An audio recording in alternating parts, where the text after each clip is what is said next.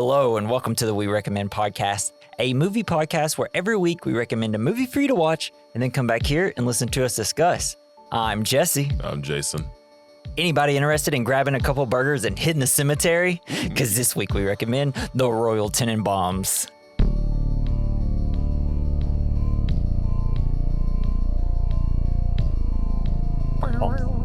So, what a sad little movie. That's funny. It's also very heartwarming. Golly. At times. It's like I watched the whole movie and I'm like, oh, this is funny. It's very deadpan. It's great. And then by the end, I'm just like, God dang it. What the hell? It's a beautiful movie. It's Chaz, man. Chaz, Like yeah. everything at the end with Chaz, like He's gets been me. through so much death. Just when he goes into the very end, when Henry's getting ready for the wedding, and he's like, "Is that your son?" He's like, "Yeah." And he's like, "You were married before?" He's like, "Yeah, I'm a widower." Then he walks up, he's like, "I'm a widower too," and he just goes over and puts his hand on his shoulder. He's like, "I know." I paused it. I was like, Jesus Christ! Oh. Oh, why was that so sincere and good? Like, Glover is so good in this movie. Yeah. Where is he? Why is he not in everything? Why did he have a slope in his career? I like him with white hair. Yeah. Oh man, everybody's like so hot in this movie. It's wild. Like T to B, top to bottom, everybody hot. It's great. Yeah, Gwyneth Paltrow. Before she was selling candles. Oh, You know, before she became essentially just a meme now, you know. She became a product. It's like, you know, she just was like a great actress and then was decided, what if I scammed everybody out of their money That's not a scam. because I'm famous? Get I'm pretty vagina sure- candles. Hell Hell yeah. That technically isn't a scam. It just is supposed to be it just probably doesn't actually smell like a vagina. How would you know? Don't know. You'd How have do to you ask know? the lead singer of Coldplay. I thought I decided I'm gonna start asking this question at the beginning. What was your life and what were you doing when this movie came out? I was in college. College. I was at my friend's house, Mark's. He only Mark's. No, well, his name was Mark, but he only sweated out of his right armpit. Isn't that crazy? Whoa, that is He weird. sweated double amount. Yeah. He couldn't sweat out of his left one. It was I only his right sweat one. so hard out of this armpit. Yeah, made up for it. But Did he only No, put it was- deodorant on that one armpit? no, I don't think so. But it was crazy when he get real sweaty. His left arm be totally clean. God, it's so weird. Oh, that's funny. But no, he introduced me to it, and I fell in love with it. I think it was the first Wes Anderson movie I ever saw. Yeah, same here. Never heard of him. I actually didn't like Uh, this movie when I first saw it. Yeah.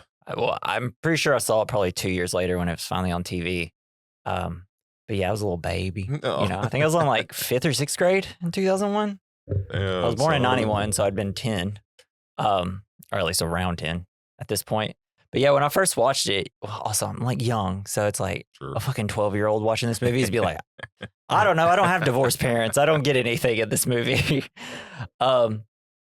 But it was like probably until I was in college, and I think I just bought it for Criterion Collection because I'm buying all the Wes Andersons Nice. through them, and it was just like, oh, yeah, I was never sad back then. Now I've dealt with a lot of sadness, so now I completely understand and Now that get you're this an movie. adult and you're jaded and everything's sad. Yeah. Well, and plus, you know, as a kid, you're just like, this comedy isn't wacky enough for me. Well, I bet you probably would have liked the I love Eli. scenes I do where remember like the Eli. scenes where they were riding on the truck. And Yeah. stuff. Oh yeah. That was The always kid cool. montage is great, no That's so matter what funny. age you are. So good. Driving through all the dangerous places. Like, Yeah. Driving through the work, like the active work It's so zone. good. Hey, all right, Go-karts. let's walk in front of speeding cars. It's so good. Live dangerously. Another question, actually, this movie made me want to ask you is, I feel like a lot of people can be they can use like Wes Anderson movies as like movies that describe them. You know, it's like, oh, I'm like a hipster twee guy. You know, like Twee. my life is Who's twee? deadpan.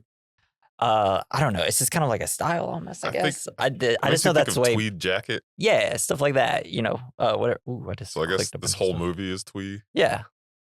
That Yeah, like makes all of Wes Anderson movies are kind but of twee. I don't okay. know. I can put those 2 words together even though I don't know You know, exactly what it honestly, I means. thought I knew what it meant until you asked me it. I know the vibe. I don't know what it means. Sure, sure. But what's like a movie? If you had to like say, someone's like, describe yourself with a movie, what would it be? Hmm, I know a movie that could I don't know, describe us pretty well. Actually, I just thought of it. maybe Conan the Barbarian? Dumb and Dumber. Maybe this is a bad question because I actually don't have an answer. I don't know. It'd be like Hot Rod. That's how I feel. Yeah. I feel like that's a movie that would describe me. Except I'm not as dumb. I should have gave you a heads up. Next week, think of it. Yeah, I could have thought, yeah, I'll think about it next week. I meant to actually tell you at work. I just forgot. All right. So, what is it about this movie that you like? Like, what makes you like it so much? I like that it looks like it was all filmed at dusk. Yeah. Like, because they talk about having his funeral at dusk, but it looks like the entire movie. Yeah. Are they supposed to be in New York or Yeah. I think it's like Chicago? obviously maybe? like it's definitely in New York, and it's definitely kind of, it seems to be in a, It well, it seems like seems it's like, in England sometimes. yeah, it's just it's got to be like some like upper Manhattan area or something yeah. where he purposely left out like a bunch of landmarks, so you really Right. couldn't Oh, grasp so- where he is, but it was in New York. Yeah. Well, I like that because you don't know where it is, but it seems familiar. That kind of feeling is like pretty cool. yeah. I love the clothes, and like I know Wes Anderson is incredible with details, Yeah, and he loves the 70s. and just Obviously all about the this movie. I don't know, everything was so good. Yeah, But I love the way everything looks. It's visually delicious. I know. He's so great at like setting up shots and like making it perfectly symmetrical, and it's kind of eerie, but it's also like, oh, that's kind of life. Life is a little eerie, and Well, the whole movie is sad. Yeah. Like with the like overcast all the time. it's just like everybody is miserable all the time, and Gene Hackman is the cause of it all, essentially. Something I like about this movie is that I felt like this time when watching, I was like, I think I get what Wes Anderson's life was like a little bit. Oh, I feel like he put all his feelings into this movie, and that's Yeah. probably why it's considered his best movie. It feels like out of all his movies, this is the one that he felt the most about. And Sure. I don't know I'll how to really say it, but like it just kind of that's kind of why I love this movie. I'm like, man, this guy put all his heart into it. Yeah, I really think so because I found you can find something in every single character that you relate to. I think. Yeah, And I don't know. They're just yeah. I pretty mean, amazing. I feel like uh, I feel like I don't know. I don't know. I feel like when I watch this movie, I'm like, I was totally fucking Margot when I was younger. And I was like, no, I wasn't Hiding in the at all. bathroom and shit. Yeah. Yeah, kind of. Just Yeah, alone by yeah. myself all the time. Sure. Yeah, pretty much. Yeah. Definitely. I didn't really have anything with Chaz. Richie, I liked some sports, and I was, I had my emo face. Maybe not as much like Royal. Not at all. Yeah, not so much him, but I think that's why he kind of stood apart so much. Yeah. Why he was- Um, but then he kind of comes back and makes up for it, or Yeah. at least tries to. so I want to know, Luke Wilson or Owen Wilson? Which one's your Wilson? Luke. Yeah. I mean, It's- I like Owen Wilson too. Oh no, but I absolutely like love Owen Wilson. He's so funny. Some about like Owen Wilson, something that's so happy feeling about him when you see him. He's like, oh, he's always so hilarious. And then you see Luke Wilson, who's also funny, but it's like, man, come over here. Let's watch a happy movie. Be happy one time, Luke Wilson. He's got his very like average, everyday type of persona that I like about him. And I love it. Speaking of, He's really good at looking confused. yeah. Speaking of the Wilsons, did you know they had a brother? A third brother? Shit, no. Yeah. So the BB being lodged into the hand, that's actually inspired by the third brother of the Wilsons. So when Royal shoots Cass with a BB gun at the beginning of the movie, it gets lodged between his knuckles. Later, That's when the BB is hilarious. shown, the hand doesn't belong to actor Ben Stiller. It's Andrew Wilson, the older brother of Owen Wilson and Luke Wilson. When they were children, Owen fired a BB gun at Andrew's hand, and it's been there ever since. Also, this was co-written by Owen Wilson. Oh, shit. So I Nice. was like, I feel like he was like, I have a perfect story. But that's not all with Andrew Wilson. He has another cameo. You know when Margot goes and gets her finger cut off? Yeah. The guy who cuts off the finger? That guy. That's their brother. What with the beard, though? And Yeah, shit, the right? Amish-looking guy, essentially. Because Margot could have been a Amish person. And apparently Gwyneth Paltrow's one of her favorite scenes she's ever done, and like apparently she holds it close to her heart, she says, is when she walks off the bus in slow motion. And it's like, Wes Anderson, bro, you put someone walking in slow motion, I'm here for it. That was a beautiful scene. And the music was so good. I know. And it says everything about the relationship. And that's what I love about it. So the scene where she gets off, her father, God, nailed it, Jesse. Her father, Bruce Paltrow, was on set while she filmed the scene. A few years later, Bruce died due to complications of oral cancer and pneumonia. But yeah, so I guess that was like one of the few scenes like her father was on set for. Damn. And she That's loves that probably why scene she now. loves it so much. And it's probably why she just crushed that walk. And I guess the name Tenenbaum actually comes from a friend Wes Anderson had in college. Could you imagine being friends with someone that like super wealthy? Right. God, I would be Eli all day in this movie. Poor guy. So, I have a great one, bro. So the original Falcon used to play Mordecai was actually kidnapped during shooting Damn. and held for ransom. What the fuck? Yeah. So production could not wait for him to be returned. So the bird that appears later in the movie has more white feathers because it was a different bird. Yeah. That makes sense. But it's like a perfect metaphor for the whole movie. It's wild. That is insane. I know. Bird nap. Hey, I got your bird. Or you think he had like a voice like, hey, I have your bird. One of those voice scramblers. Yeah. I just be like, I don't know, just let it go. I will see another bird. Leave us alone. Yeah.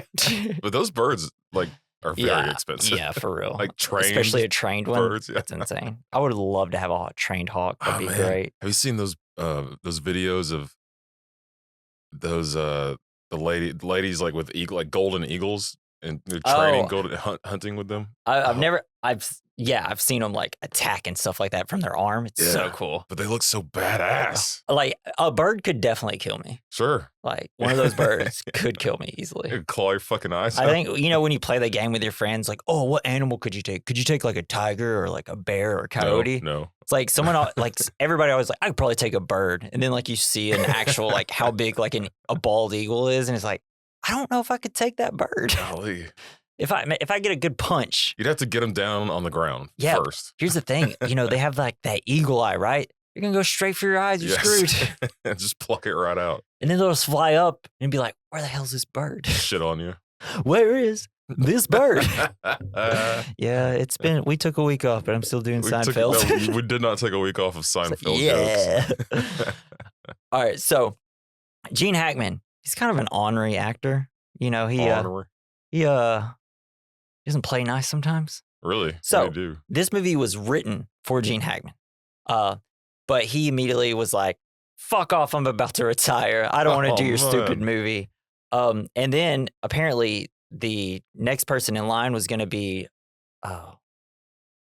Gene Wilder, right? Oh, shit. So he was like potential. And also there was another actor, I think that was actually Michael Caine was going to be the second to do this. But Gene Hackman heard that Michael Caine was potentially going to do it. So Gene Hackman had said, I'm fucking doing it. So they purposely just pissed him off, just to get him to do it. Michael Caine's not doing any of this shit. But he was very hesitant to accept the part as he felt that he himself had been insensitive to his own family at different points in his life. He asked them if they would be fine with him playing this character or if they would be uncomfortable. And they're like, just do it, Dad. But Gene Hackman, knowing that he was at nearing the end of his career, signed on to this movie under the agreed promise from Wes Anderson that would be a fun, relaxing experiment. This did not transpire and led to Hackman becoming frustrated and verbally abusing Anderson on set over trivial matters. Such was the extent of his frustration that cast members became angered and felt that Hackman was doing what Hackman was doing amounted to bullying. I can't talk. Leading to Gwyneth Paltrow and Angelica Houston avoiding Hackman on set. Bill Murray, of all people, another very ornery actor, saw this happening and decided to intervene, calling Hackman out on his verbal abuse of Anderson and choosing to come to work on his days off as a show of solidarity with Anderson. Oh, yeah, that was always like a famous thing I heard on this set. Is that because Wes Anderson, when you're in his movie, you're like a Barbie doll. He essentially tells you exactly where to stand, what to do, and how to do it. He's an auteur. He wants everything to be exactly how he wants it. It's like That's Scorsese or Tarantino. It kind of comes from that era of filmmakers, kind of. Whereas, and Hackman, a pro, is like, hey, I'm an actor. Okay, I'm gonna do this shit, and plus, I want to retire. But yeah, that was it. And Ben Stiller and Wes Anderson Ben Stiller asked Wes Anderson why his character and his sons wore red tracksuits. Anderson replied that because Chaz was so obsessed with safety after the death of his wife, red would make everyone easier to see in case of an emergency. Anderson later admitted on the DVD audio commentary that he had no real reason behind the costumes. He just always imagined those characters in red Adidas tracksuits. I always, before I saw this in the trivia, I was like, I thought it was because you can wear them to sleep. You can constantly wear tracksuits. You never have to change. And you're constantly ready to go, right? To run. Yes. Let's see. They're always working out. Yeah. 16 times a week. Yeah, I think that's it, man. Yeah, you ready to get into the plot? But before we do that, I'd like to remind our audience that to think about what the point of the movie is, because after we go through the entire plot, we're going to tell you what we think the point of the movie is. So, Jason, let's get into the plot. Let's go. Cue up Hey Jude for 5 minutes. Hell yeah. Like, how dope is it? The soundtrack is so good in this movie. Yeah. They even have fucking Charlie Brown sad music throughout the whole thing. It's so good. Oh, but then by the time, you get the full introduction of the characters, and then you just Mordecai is being let go and he's just flying, and then it's like, Hey Jude comes in nah. So awesome. I was just vibrating in my chair this morning. I'm vibrating now, but just because I'm mowed. And I might pass out because I'm still kind of burning up from it. All right. So hot outside. It is. I even took a cold shower. It's my new thing after I mow. I just did a polar plunge. Yeah. Nice. Just good for your heart. It kind of wakes me up, I guess. Well, my heart already had a giant American Express coffee in it. It's probably hey, stop vaping, drinking coffee, and getting really hot, and then taking cold showers. You might die. All right. Anyways, the Royal Tenenbaums, 2011. So it starts with someone checking out a book, and we are reading it.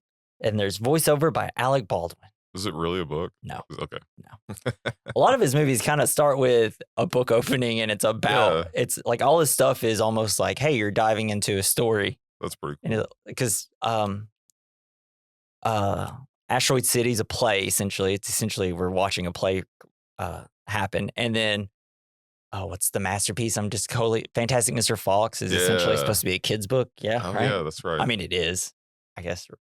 But, all right. So, we start at the beginning. It's being scored by Hey Jude. You got Royal and Ethylene Tenenbaum, played by Gene Hackman and Angelica Houston, the Addams Family star herself. That is her. I didn't even think about that. She's what's her name? Morticia. Oh, we got it. This Halloween we have to do one of the Addams Families. I love the Addams Family so much. It's love them. Oh, it's crazy. They're a wealthy couple living in New York City with their 3 children, all of whom are incredibly gifted in particular fields. Their older son, Chaz, is a genius of finance and chemistry. He bred Dalmatian mice, and he was shot by his father with a BB gun. Is that's not real, is it? Dalmatian mice? I don't know, but... They just paint some mice. I think that's all they probably did. Such a good idea. I would totally buy Dalmatian mice. And then their adopted daughter, Margot, is a recognized playwright. Won a grant of $50,000 in the 9th grade. Her and Richie camped out together. She disappeared alone for 2 weeks with half a finger missing. Something I love is throughout the voiceover, it's and Royal loved to tell everybody that it was his adopted daughter. What an asshole. I know, he's such an asshole. Because the only reason he probably adopted her was just so he could look like a generous person, right? Like, I don't think he actually really ever had any interest in Margot. Because he was constantly just... They don't really go into it. It seemed like he was always chasing wealth and status, you know? Yeah. So... Didn't have time for kids. Yeah. And they had a younger son. Richie is a tennis prodigy. Failed to develop as a painter, we learned. There's a bunch of bad paintings I like around. These drawings. I know they were great for kids, right? But I guess it wasn't great for like the Tenenbaums. Yeah. Father took him to dogfights, and he was obviously Richie was obviously his favorite. What the fuck? Yeah. I know. It's just like I never realized they were dog fights when I was because you first couple times I watched it. I was like, oh, it's just some people playing like dice or something. They brought their dogs, and I was like, oh shit, this is dog fighting. It's gonna turn out everything that doesn't age well about this movie all comes from Royal, but that's kind of the point, right? Yeah, so. And we learned Richie has a best friend named Eli. Love Eli. He's great. Always watching out of his window at their house. Yeah, it's because like I've known like kids, like when I was a kid, that loved to hang out at other people's house because they didn't like their own house and they wanted to be a part of that family. It's really sad. Everybody's really sad in this movie. So we learned that the kids performed one of Margot's plays in front of the royal and family during her birthday. And when they ask how it was, he's not very supportive. No. It's like, how was the performance? It's like, you guys are kids. Margot's like, I'm going. And it's like, they start singing happy birthday. Mom comes out with a cake and she's like, oh, what a dick. What a dick to say, I love you and support you. And it looked like a fun play. So Royal, a disbarred lawyer, loves his family, but is often brash and insensitive to their needs. I love how he got disbarred. Yeah. He and Etheline separate. What a name. Etheline. There's some good names in this movie. Yeah. Royal. It's great. Boozy. Yeah. It's like, I wasn't even that big of a fan of the name Richie, but now because of this movie and the bear, I'm like, Richie, good name. So yeah, the two separated, though they have not been divorced. When the children are young and Royal moves into an so they separated when the children were young and Royal moves into an expensive hotel where he remains for 22 years, isolated from his family. He did it himself. Gotta have some money to do that. Yeah. And then we learned that Royal is being kicked out of his hotel. As adults, the three Tenenbaum children are wearied, tragic versions of their former selves. And did he go, when he got kicked out of the hotel, did he go to stay with his masseuse? No, he was getting a massage. I know, but like it shows him in like a small apartment with her behind him, and like she's cleaning up at the house. Oh shit. I didn't even catch that. I was probably looking down at my notes when I was watching that. That would be great. And he didn't pay her. It's like golly. He's able to like scam his way into any situation, we learn. So Richie, played by Luke Wilson, is retired from professional tennis after a mysterious emotional meltdown at a crucial match and had been traveling the world on a cruise ship for a year, we learn. Eli Cash is an acclaimed writer for his book Old Custer. Well, everyone knows Custer died at Little Bighorn. What this book presupposes is maybe he didn't. And then another great one, because he calls Margot on the phone. Why would a reviewer make the point of saying someone's not a genius? Do you especially think I'm not a genius? It's like, I never, like, that's so funny.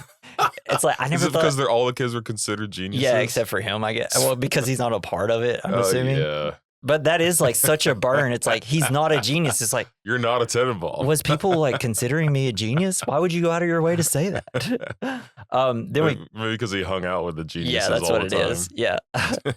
Because that's how he is known, even to like, we cut to him like on TV at one point and they're talking about him living with him. It's just like. So this is like a famous family. Yeah, I guess so. I guess a wealthy, famous family at one point, but it doesn't seem so like anymore because, they got older.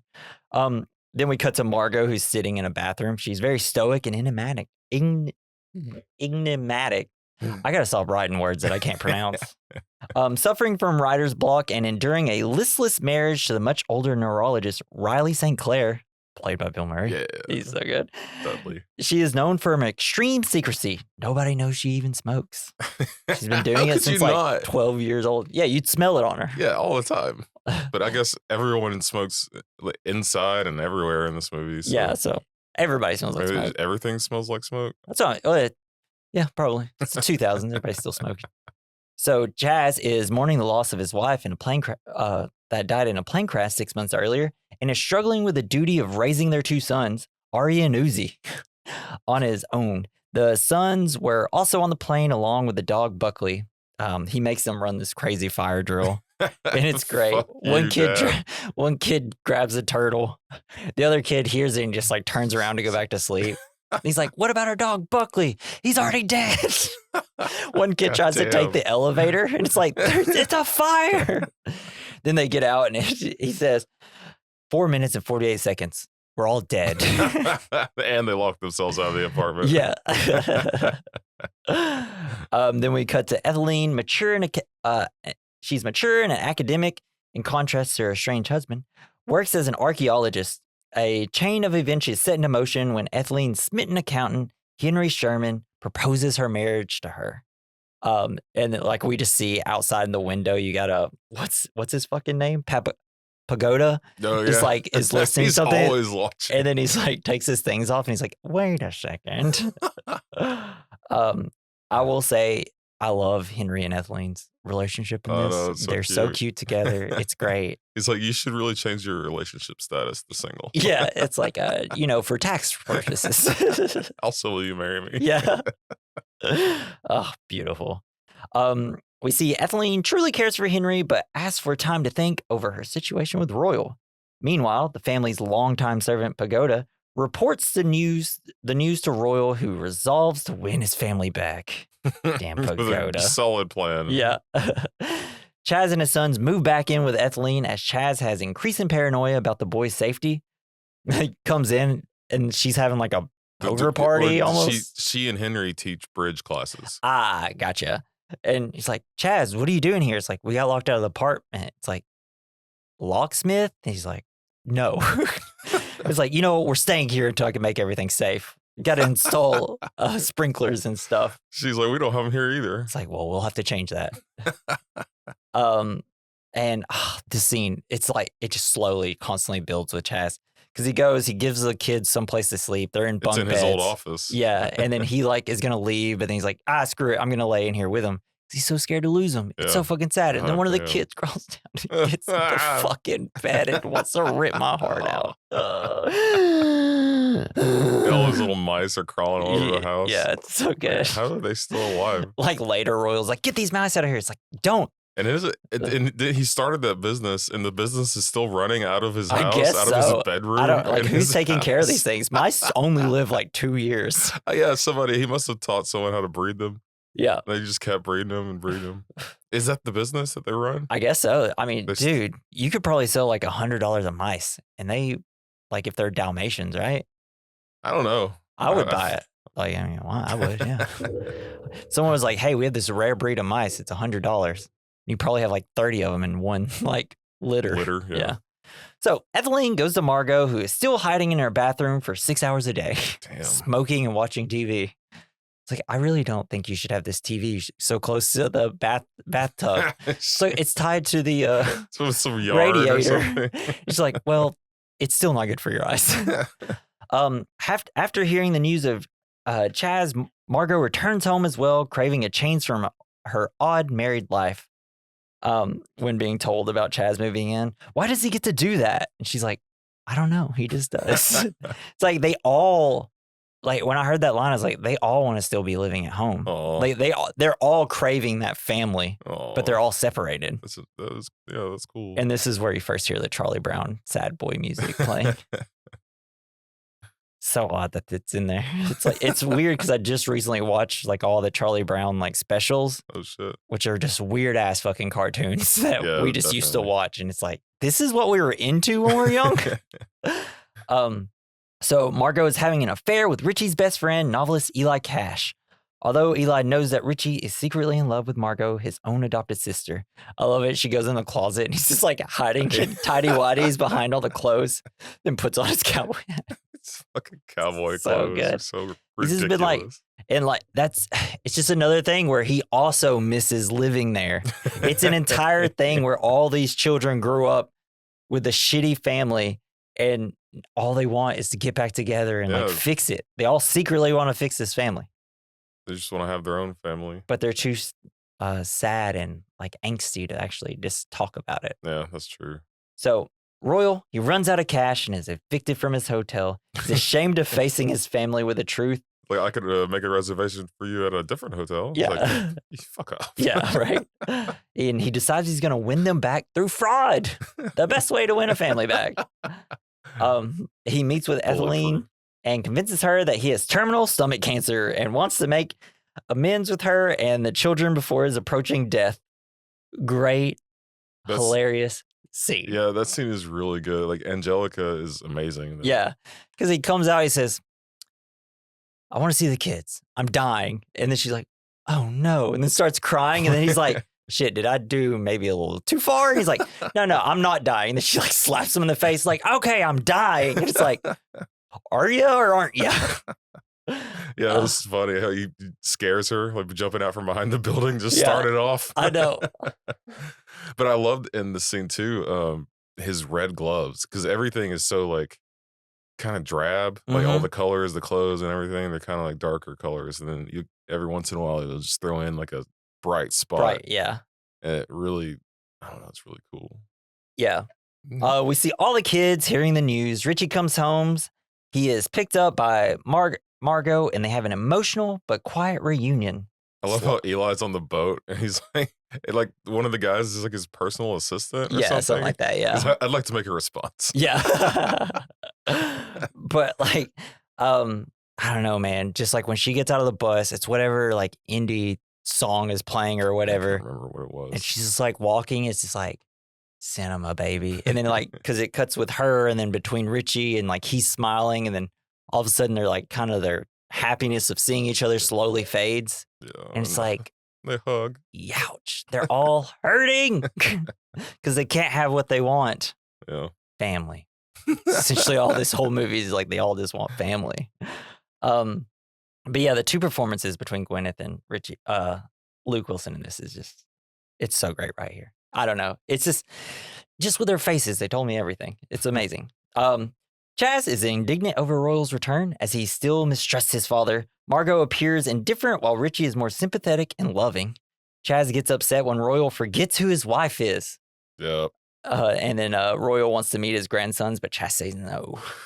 It's like, because I finally want to meet him. Yeah. And because the grandmother, Royal's mom, and Chaz's wife was buried in the same place. And he's like, yeah, we can go see your grandmother. It's like, oh, Rachel's buried there too. Who's that? My wife, Dad. And it's like, oh, yeah. Fuck. Yeah, we'll do that too. Come on, bro. So, just a shitty guy. They're really making it like hard to be like, is he going to be able to do a redemption here? Yeah, like, because I really don't want to so far. While driving, Eli tells Margot that Richie is in love with her. He wrote her a note, or I guess beep, beep, beep, beep, beep, beep, beep, beep, beeped her a note. We see Henry, they're at a dig site, apologize to Etheline for proposing. They're like walking. And the next thing you know, falls in the hole. So good. She tells him that she's happy he proposed and that was very sweet, but she can't answer right now because she's so nervous. She hasn't slept with a man in 18 years. And then they hug and embrace. And it's like, oh, the mother seems great in this movie, and she seems perfectly happy with her life. Yeah, it's like all these depressing ass kids and my ex-husband's out of here. Just kidding. Royal finds his grandkids working out. Apparently they work out 16 times a week, and introduces himself. This is where we get, I'm sorry for your loss. Your mother was a terribly attractive woman. He tells them to ask their father to meet him. And then we cut to him, the two kids. Oh, yeah. He's like, here's what you're going to say. Yeah. And cuts Mom to them. would have wanted us to meet him. Yeah, he just turns around like, son of a bitch. Royal and the kids go to Royal's mother's grave. He asks about Henry. We learn how Margot lost her finger. She went to see her real family, and they accidentally cut her finger off while chopping wood. You don't hold the wood when you chop it. He shouldn't have chopped. with their hand there. That was insane. So just to let you know, if anyone says, hold this wood while I chop it, it's not how you chop wood. If they can't chop it without your hand there, they're bad at chopping wood and they shouldn't chop it. I only know because I had to chop wood back in the day. Yeah, I've done it a few times. Yeah. But we always used like a hammer and a spade kind of thing. Yeah, we always had we switch the axe around to use the blunt side to hammer it in, and then you finish it off with the. Yes. That's what we did in Tennessee there, baby. Back when we only had wood stoves.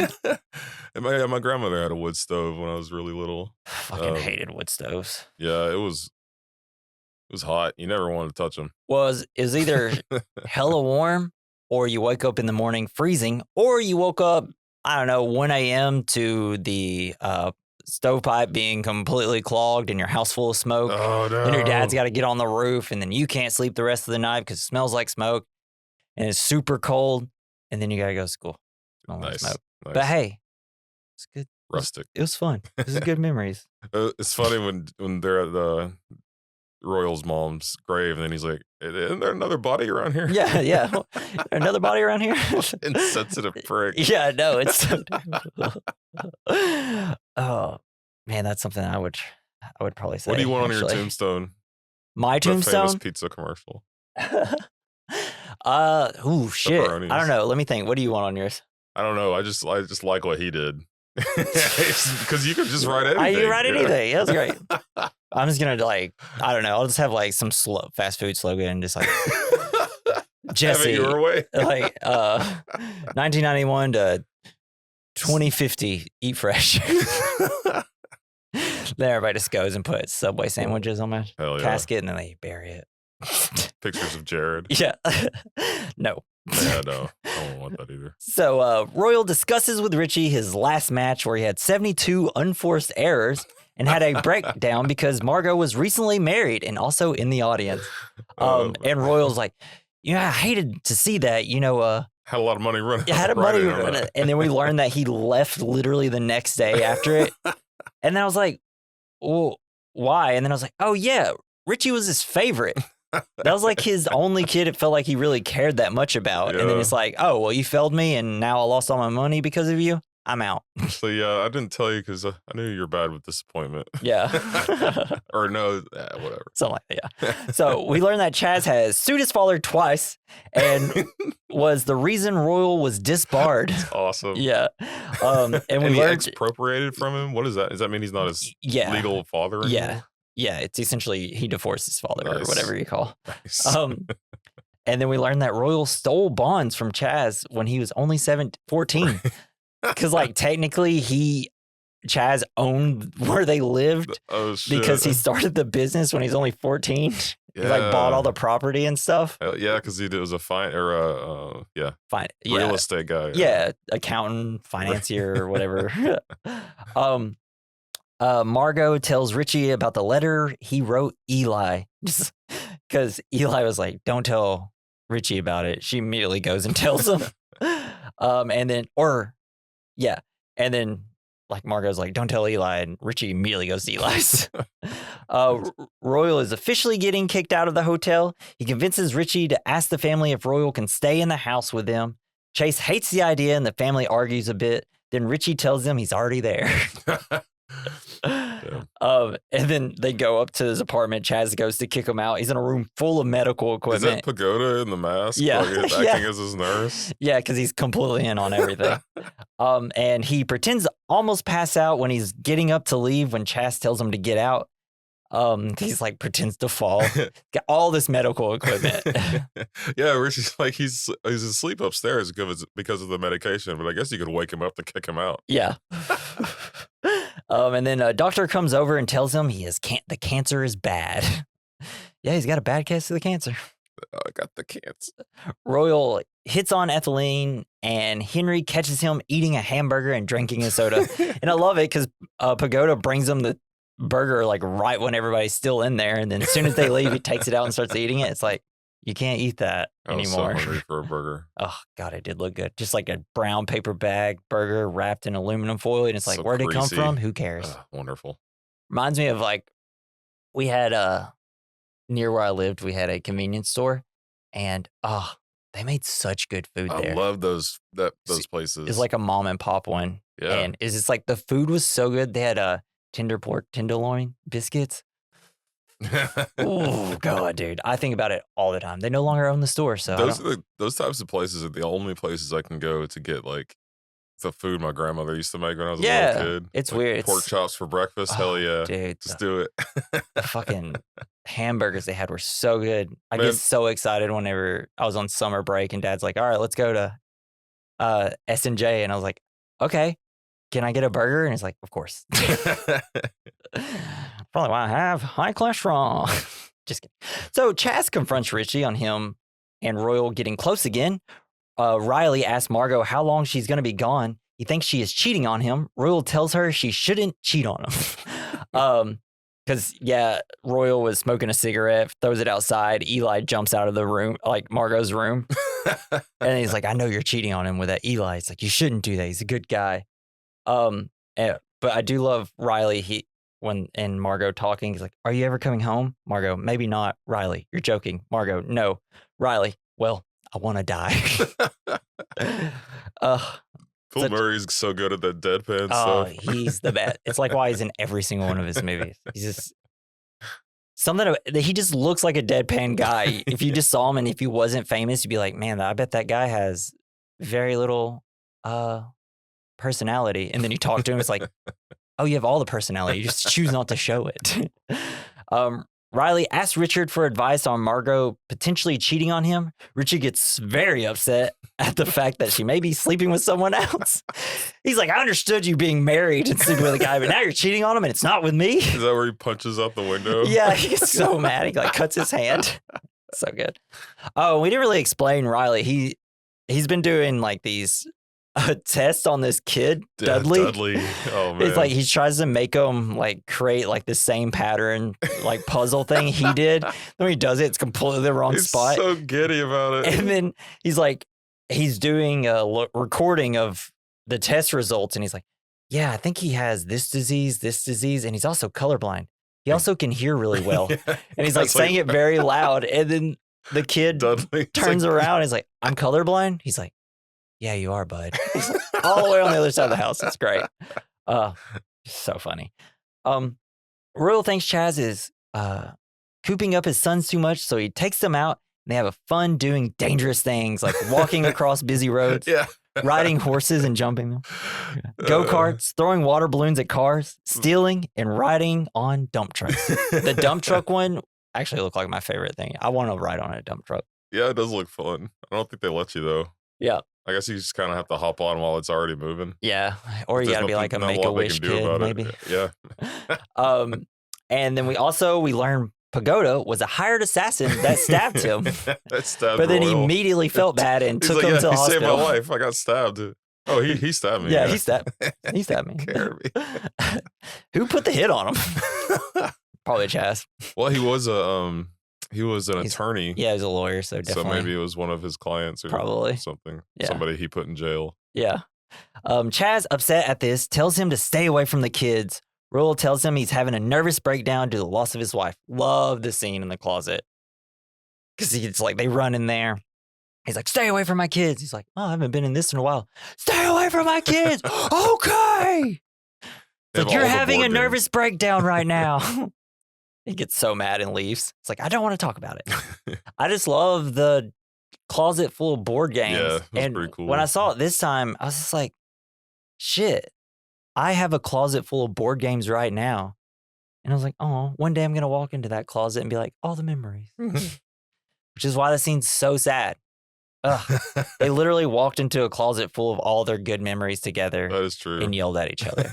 Well, and not together. He was never really around. Yeah, I guess he technically wasn't. But it seemed like he knew it because he was looking around. He's like, oh, this board game. So I was like, shit, there's at least some point in that closet, good memories for them. But all they could pay attention to is them yelling at each other right now as adults. Kind of makes you think and want to die inside, you know? I want to die. So Royal and Ethelene take a walk, and Royal thanks her for raising the kids the way she did. He keeps complimenting her. She asks why he didn't give a damn about them earlier, and he says he doesn't know. Seems to be winning everybody over. And then we see Henry has been hiding behind a tree, following him with a bag full of groceries. 2 bags of groceries. Yeah. It's like, dude, you would have been found out because those bags are so loud. He asks her to tell Royal about them. Henry does. She says no, and they depart. She's like, because he's like, all right, I'll see you later. I'm not going to go with you. And just goes back in. You know, Henry's like, fuck this. I got to break this shit up. But yeah, Henry says, I actually don't think he's going to die. Royal talks to Henry. Royal is racist to him and asks if he's trying to take ethylene from him. Like, calls him like Coltrane and says talk jive. Yeah, like, that was weird. Yeah. Do you think he called him Coltrane because he's supposed to be like really smooth? Because wasn't Coltrane a jazz artist? I don't really know what Coltrane actually means. I've heard it before. I just don't know what it means. I'm pretty sure he was a famous jazz artist. That sounds about right. It's a hell of a name. He has a lot of songs you would recognize, I'm sure. Yeah. But yeah, it's like, I'm pretty sure like Royal is trying to just get a rise out of him. It's like, you see, he yells all the time. You can't trust this man in your house. And she comes to break him up. Yeah. She just like walks off. Boys. Then we see Henry. He starts snooping on Royal and sees that the pills are actually Tic Tacs. It's so good. It's like, it, man. Tic Tac. Henry reveals to the family that Royal is faking his terminal illness. And like how he knows that he doesn't have stomach cancer is because Henry's fucking wife had stomach cancer. So fuck off, Royal. It's just like, how could I dislike Royal anymore? But throughout this whole time where he's getting back in good graces with him, I was like, fuck, I kind of love Royal. I don't know why. It's because it's Gene Hackman. He's kind of a likable guy. It's really funny. He kind of knows he's found out. He just gets up and gets all his clothes on before they kick him out. Walks into the closet. They kind of talk for a little bit. It cuts to him. He's already out in his suit and stuff. He's got his suitcases. And it's like so sad because he walks out and like Margot and Chaz and I think the 2 kids are sitting on the bed. He's walking out and they're so pissed. And Chaz is super pissed. And then Margot's like sad. And it's like, fuck, dude. Royal. You're a royal pain in the ass. Yes. All right, I can delete that joke from the notes now that I planned out to say right now. And a sad and furious Etheline sends a dejected Royal out of the house after he confesses he wanted to win her back. And he was actually, because at first he says, I wanted to win you back. Also, I was broke and kicked out of the hotel and was like, dude, fuck off. Crazy. But there's this great scene where he's saying it. It's like, these last 6 days were like the best 6 days of my life. And then Alec Baldwin's voiceover pops up and it's like, and then he realized that was true. And it's like, oh man, dude, can I ram my head through a wall? Just like, I'm feeling so much in a deadpan way. I do like how he's like, anybody coming with me? He's like, come on, Pagoda, let's go. Yeah, and then like nobody's following. I'd be pissed if I was Pagoda. I know. Yeah, nice place to live. Yeah. He's like, come on, be homeless with me. Yeah, it's like, was Pagoda in on it? Yeah, but he didn't really try. And then Margot and Henry are at the top of the steps, and then Royal's like, he's not your father, Margot. Neither are you. And it's like, damn, dude, what a good fucking just stab. And then they're about to leave. Pagoda's with him, and Pagoda stabs him. He falls down, immediately starts helping him back up. He's like, this is the last time you ever stabbed me. It's like, God. Well, that's the thing. It's like now he could be like, Pagoda stabbed me. Could I get back in the house? All my medical stuff's in there. I don't think that would work. Yeah. So he and Pagoda get a room at the Y and take jobs as elevator operators at the Hotel Royal where he was evicted. It's a fun little... Yeah, what a little... Those little hotels are so... Or those little elevators are so cool. Yeah, and it just goes to show you... it's like why Royal is going to eventually win everybody back over. It's like he's likable for... Yeah. I mean, he shouldn't be likable, but even these people he lived with, and I'm sure he kind of treated a little bit like... shit when he lived at this hotel. They're all like, yeah, we'd love to give you a job. And it's like, anything you want, Royal, right? Like, that's sweet.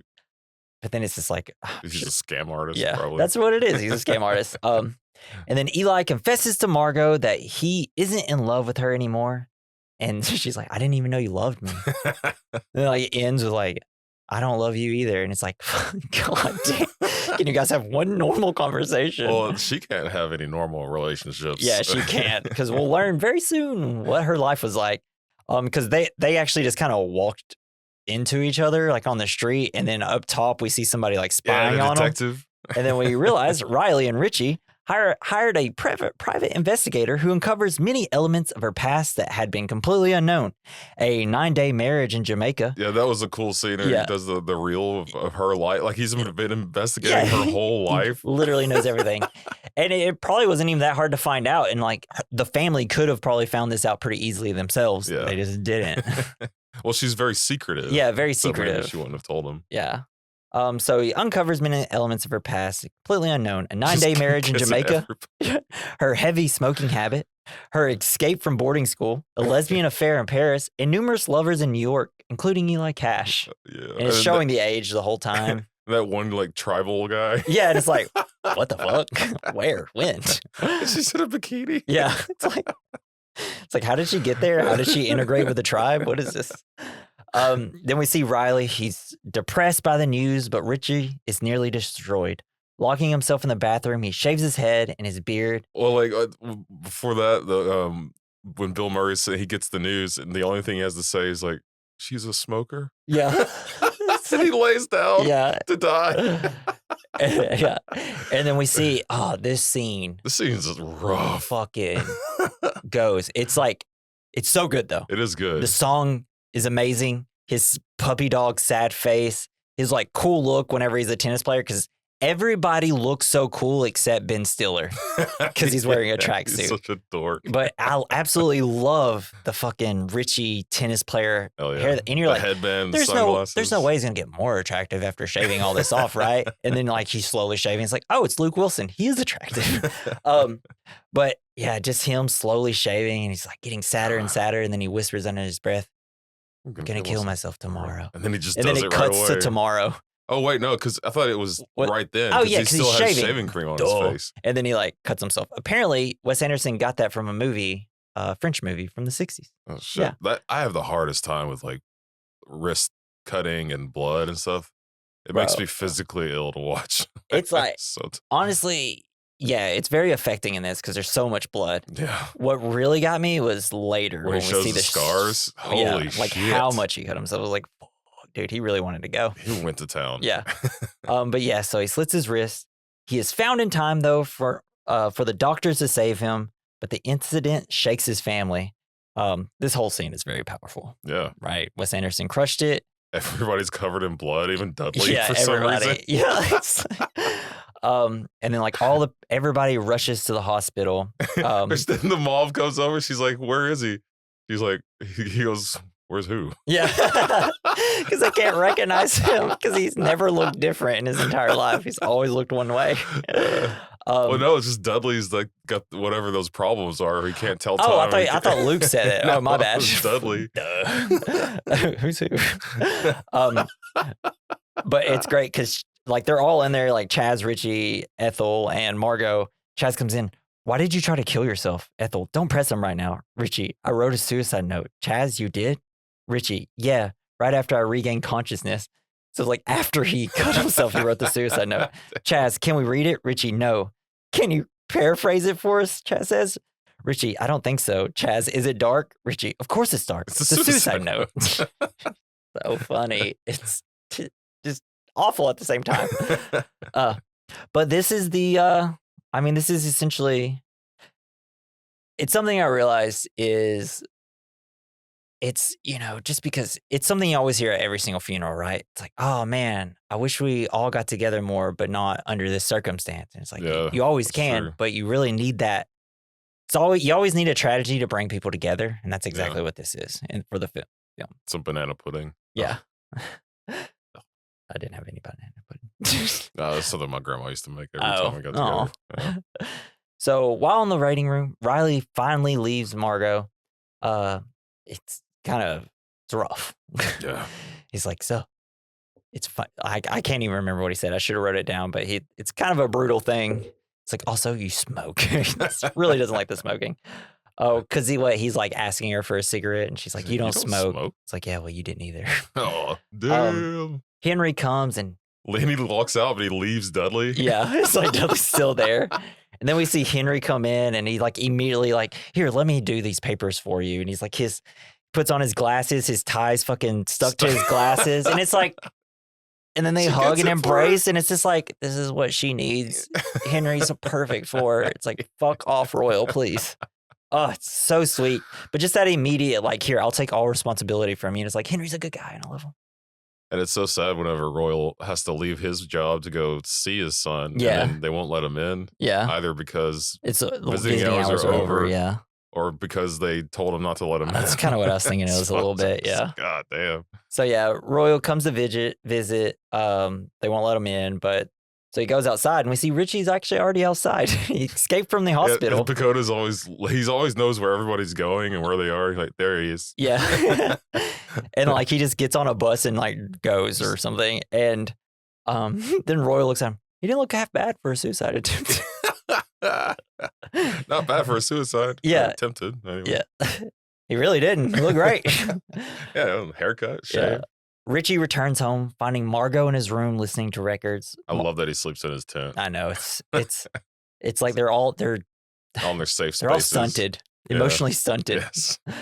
Margot is devastated that she caused Richie so much pain and admits that she's in love with him as well, and they kiss. This is where we get the show the stitches thing. But like, so before I get to say like the really heartbreaking line from this, they kiss and they kind of lay down together. It's very emotional.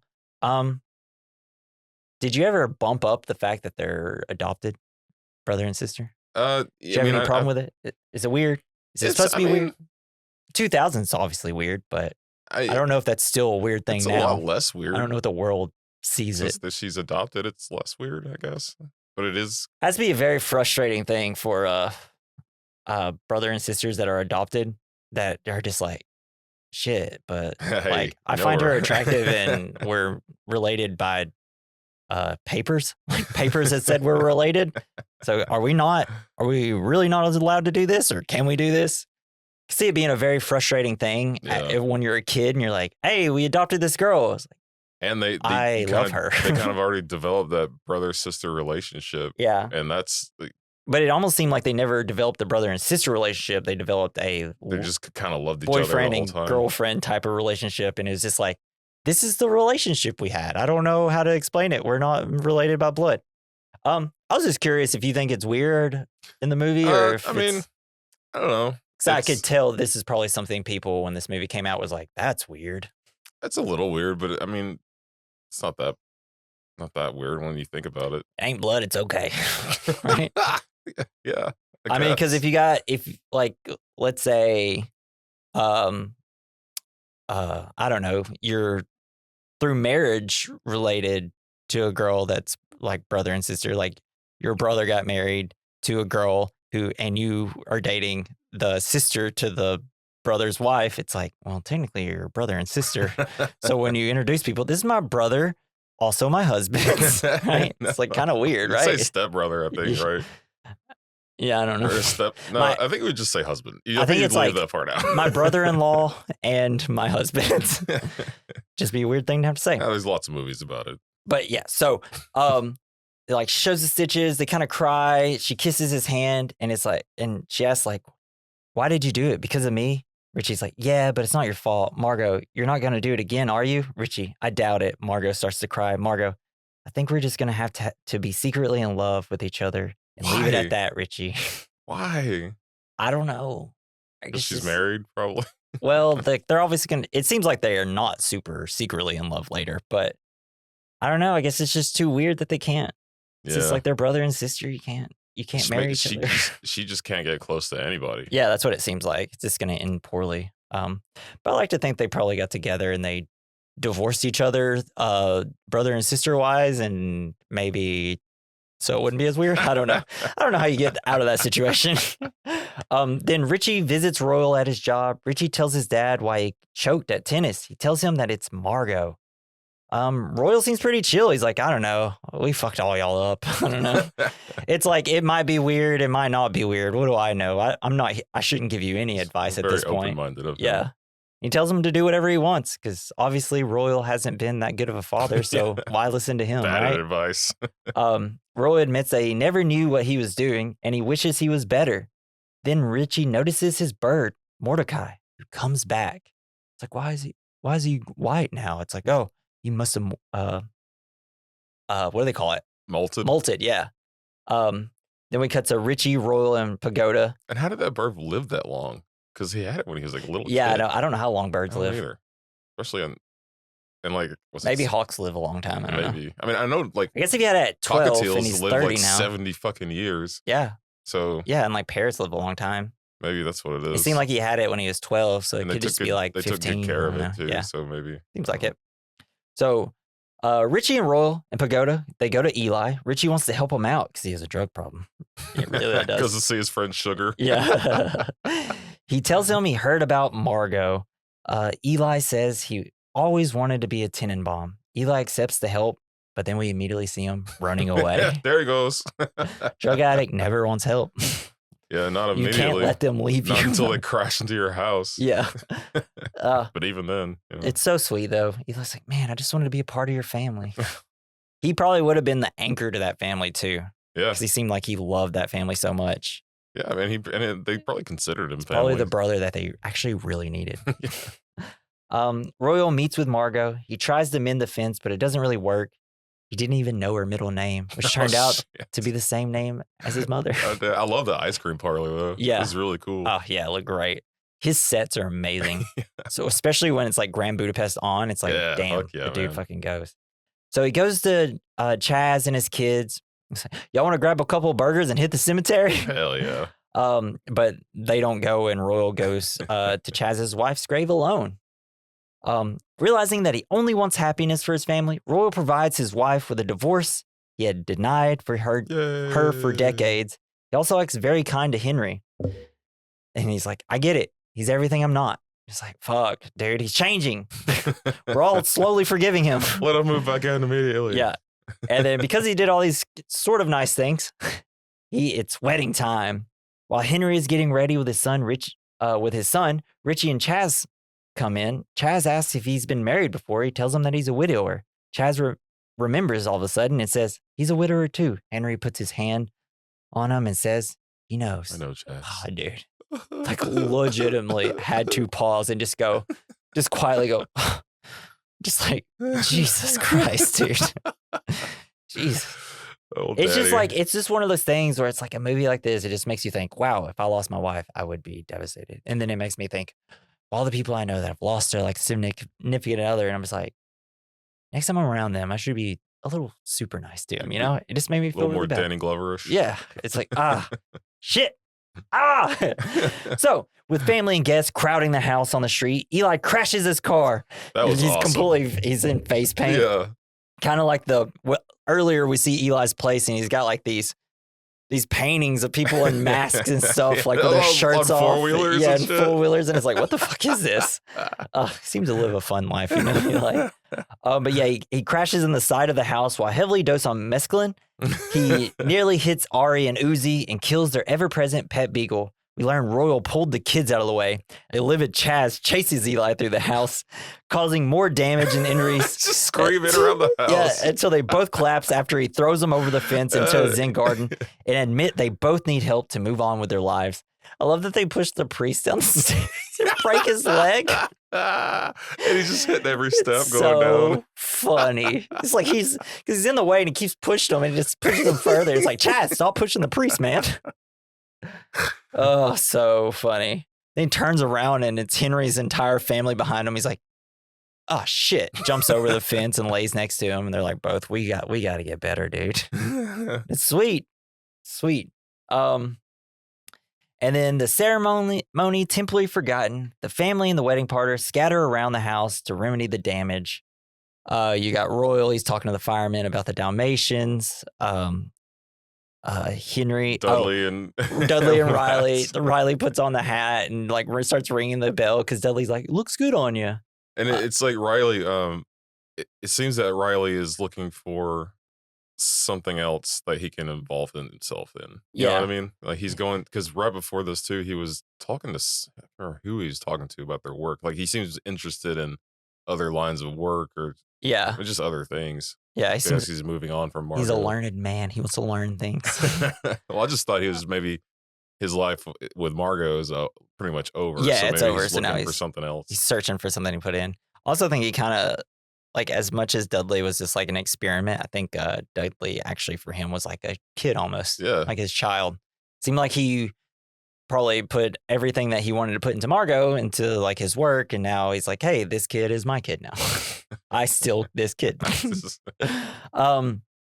So yeah, Royal, he buys a Dalmatian from the firefighters, called to the scene, and presents it to Chaz to replace the deceased Buckley. And all dogs love Royal. Yeah. For some reason. It is weird. They all sit when he asks them to. Chaz makes up with his father, and Royal shows sympathy for his son's grief as a widower. Chaz. I could almost cry right now. I've had a rough year, Dad. Royal. And they don't hug. I know you have, Chaz. I was expecting him to hug. Like I wanted him to hug. It's like, do it. But like that was so much for him, right? Yeah. Oh, dude, like broke down. Paused it and was like, God. Can't even see my notes right now. And I love how they just left Buckley under the car. I know. They're like, I mean, that dog is nothing right now. Dog. He's just like, it's poly splat. He's just splatted everywhere. Ugh. Whew. Jesus. So Richie and Margot, they talk on the roof with Mordecai. They have a cigarette together. Royal and Chaz and the kids bury the beagle. Richie and Margot, when they're talking about Mordecai, it's like, where did he go? Like, it's like, he just looks so much older now. It's like, yeah, well, he went out there, learned, and then came back.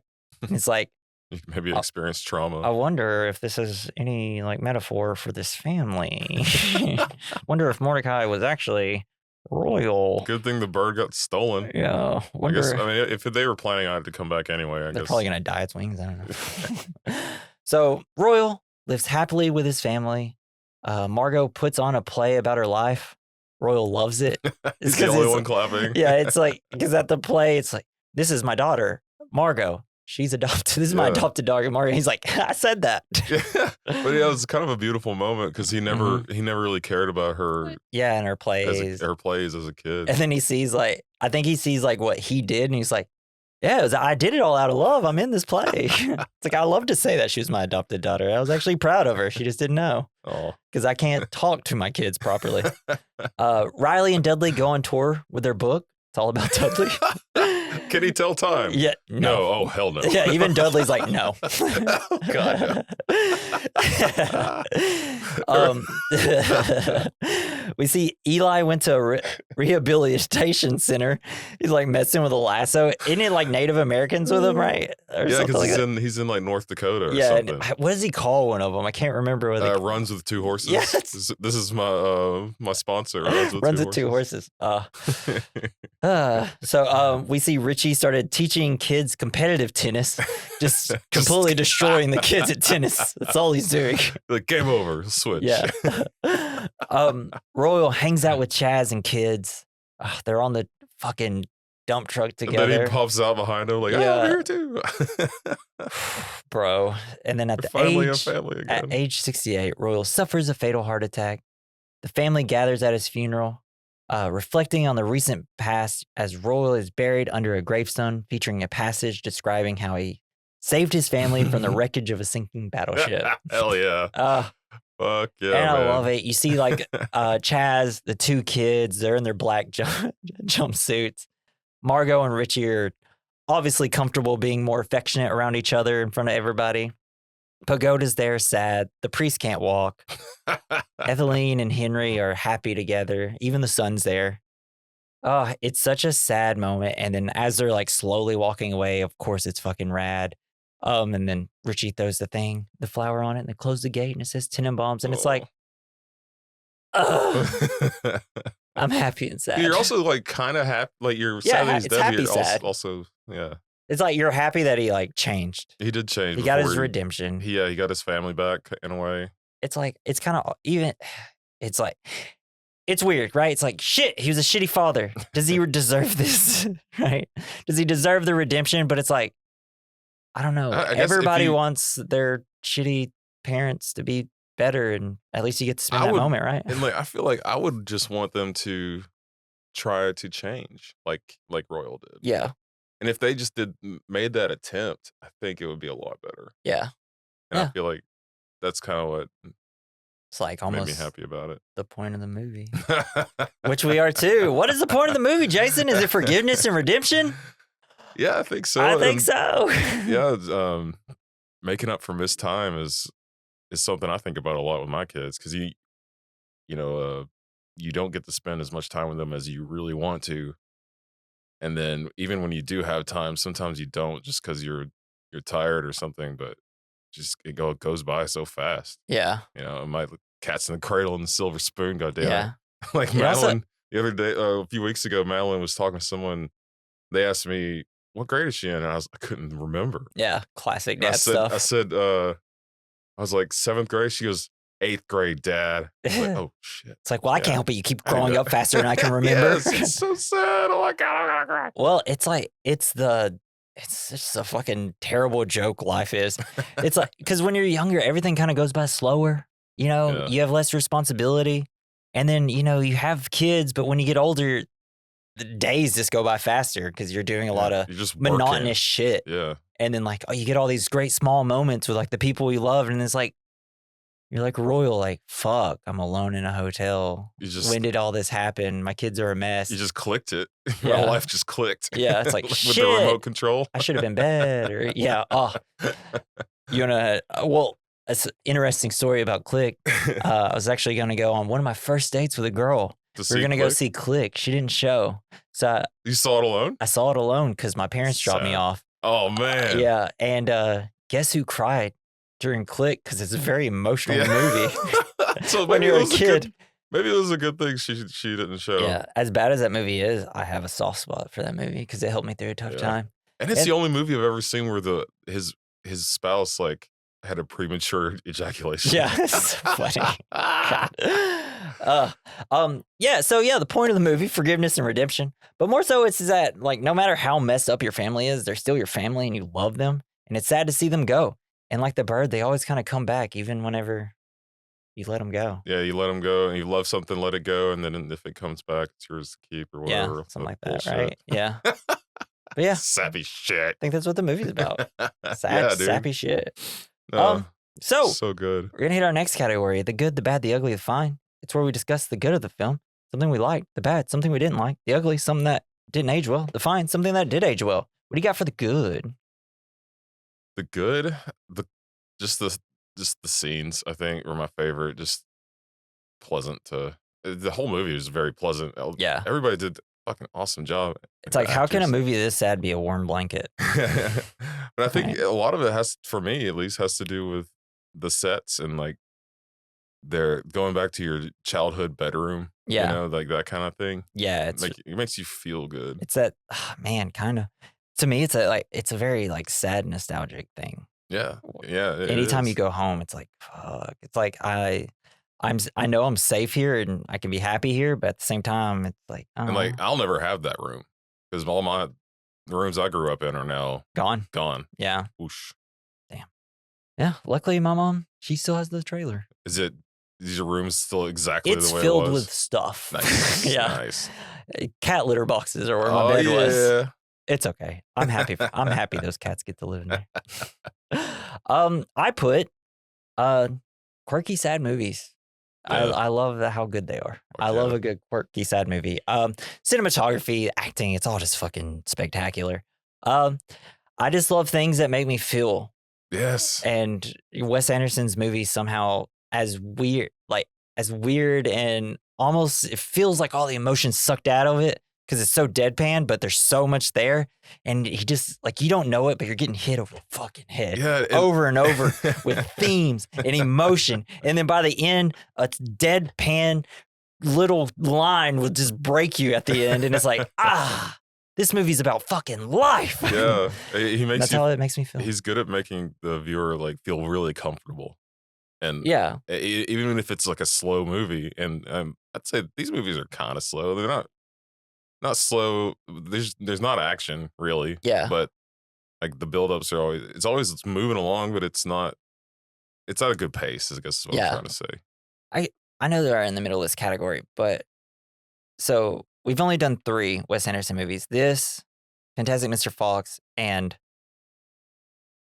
what was the moon one? No. The one of the aliens. Yeah, the alien one. I don't remember what it was called. What the fuck? I said it earlier in this movie. That one was fucking sick too. it's the crater. Yeah. I can't remember what it's called. Shit, I know. Like, come on. Just show me it. It's literally showing me every Asteroid City. Yeah. Which at first I watched and I was like, that's fine. And then by the time we did the podcast, I watched it like 4 times and I was completely in love with the movie.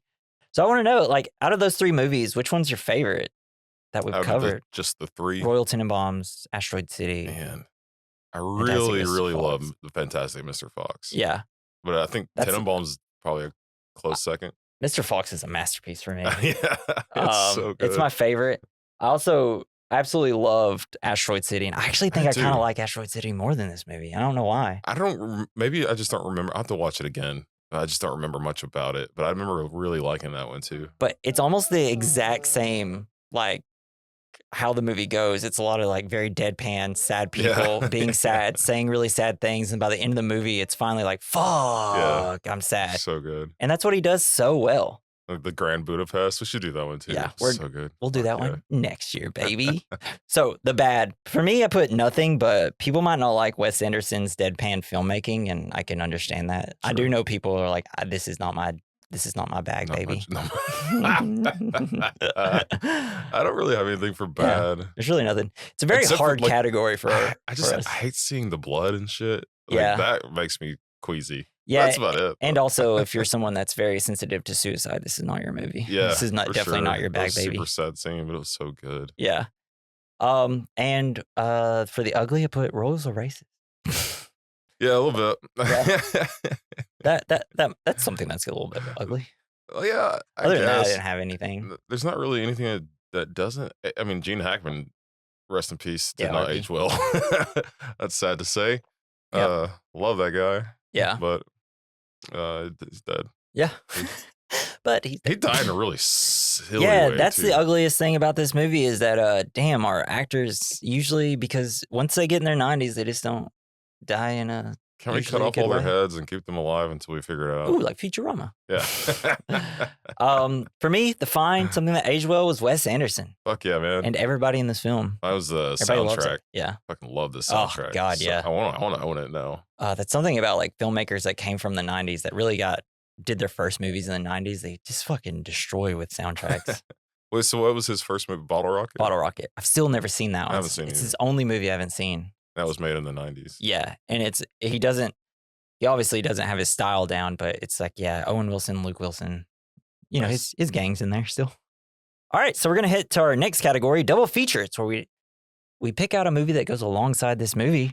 I picked Little Miss Sunshine. Hell yeah. It's so good. God, I love that movie. It's got all the weirdness, the overly sappy shit, the suicide, all of it. The super bad for everyone grandpa. Yeah, that's the Gene Hackman shit.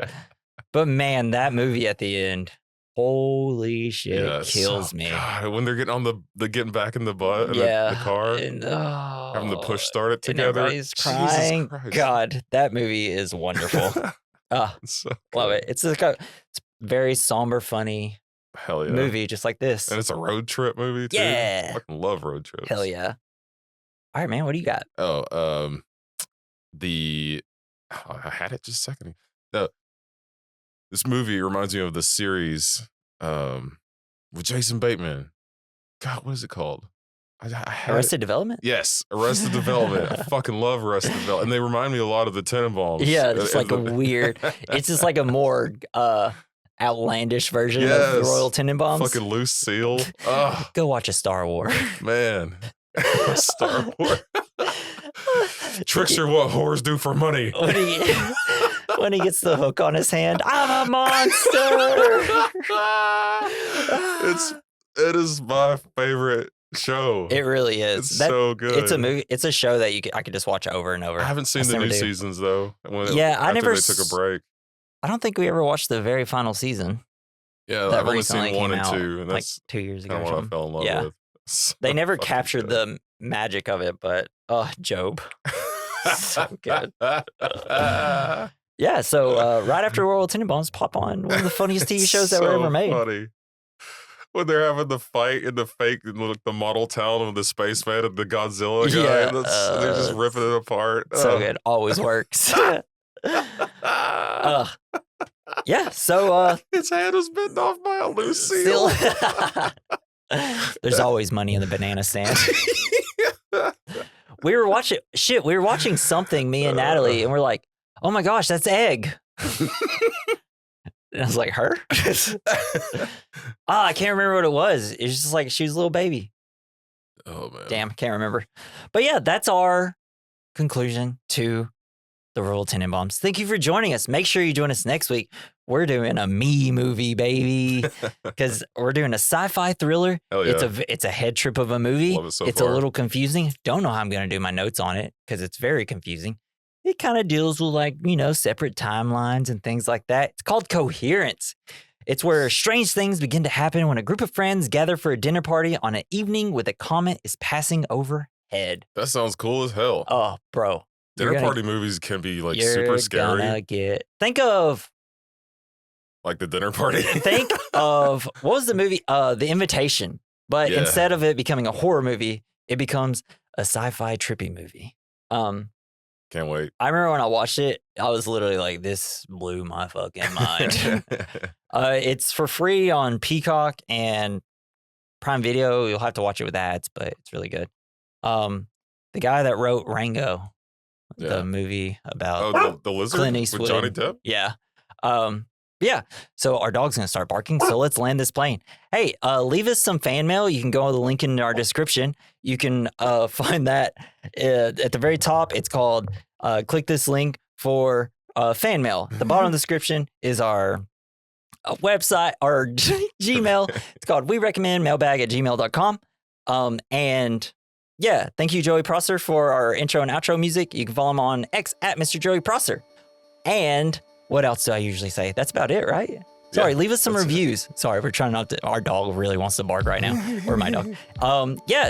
This has been the We Recommend podcast. I'm Jesse. I'm Jason. Jason, had a tough year. No. Bye. Fair, man.